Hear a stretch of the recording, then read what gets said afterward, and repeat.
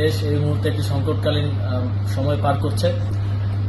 Fascist Sheikh হাসিনার বিরুদ্ধে এক দফা আন্দোলন এবং আন্দোলন পরবর্তী বিভিন্ন ধরনের সহিংসতার কারণে ইতিমধ্যেই আমরা ক্রান্তিকাল পার করছিলাম। আপনারা জানেন দেশের লক্ষ লক্ষ কোটি টাকা পাচার হয়ে গেছে, লক্ষ লক্ষ কোটি টাকা ঋণের মধ্যে দেশ রয়েছে। এই মুহূর্তে আমরা দেশের দায়িত্ব নিয়েছি, কিন্তু 15 দিনের মাথায় একটি বড় প্রাকৃতিক এবং একই সাথে মানবসৃষ্ট দুর্যোগের মুখোমুখি আমরা হয়েছি। প্রবল বৃষ্টিপাত, ভারতের অববাহিকায় ডম্বুর গেট খুলে দেওয়ার ফলে বাংলাদেশে হঠাৎ ফ্ল্যাশ ফ্লাডের আকারে সেটি ফেনী, কুমিল্লা, নোয়াখালী সহ দেশের প্রায় 10টিরও উপরে জেলায় আঘাত হানে। ভারত কোনো প্রকার সতর্কতা ছাড়াই এই গেটটি খুলে দেয়। প্রায় 31 বছর পর প্রথমবারের মতো এই গেটটি খোলা হয়।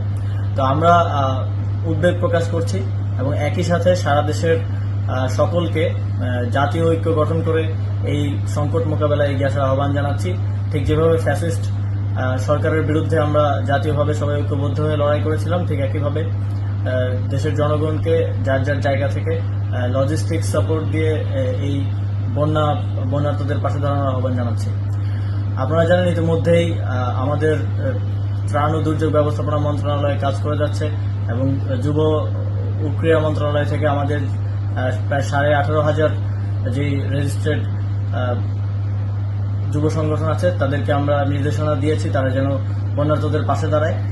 একই সাথে বৈষম্যবিরোধী ছাত্র আন্দোলনের সমন্বয়কেরা ত্রাণ সংগ্রহ করছেন টিএসসিতে এবং প্রায় 50টি বোট তারা বন্যা দুর্গত এলাকায় পাঠিয়েছেন উদ্ধার কার্যের জন্য এবং আরও 200টি বোট আজকে যাওয়ার কথা।